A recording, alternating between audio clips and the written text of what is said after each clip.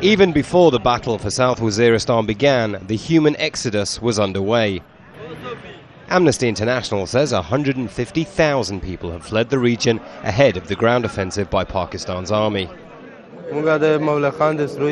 We came with great difficulty. We travelled on foot for 20 hours. There are no arrangements for us here. Only those who know someone are getting help. They appear to have got out just in time. Troops have crossed the border into territory backed up by air attacks. When the fighter planes came and started bombing us, we fled at 1 o'clock at night.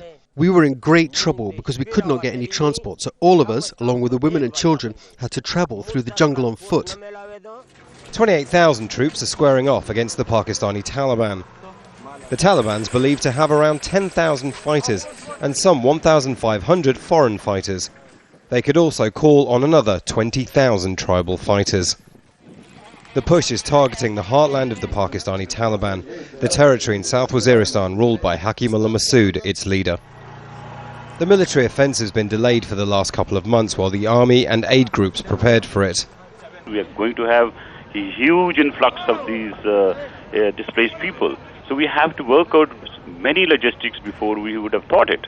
So I don't think that the delay is because what you are thinking, delay is because of our strategy. But over the last 2 weeks, the number of attacks in Pakistan has escalated. Army and police headquarters and branches have been targeted, killing more than 170 people. It appears to have convinced the military leadership and the cabinet, which met late Friday, to strike now. However, some analysts say the root of the problem is across the border in Afghanistan. At this particular moment, the Pakistan army and the government has a favorable environment, particularly because of the recent attacks in some of the Rawalpindi and Lahore areas. But that's not going to be lasting and sustainable because the cause is Afghanistan. This is the second major army campaign against the Pakistani Taliban this year.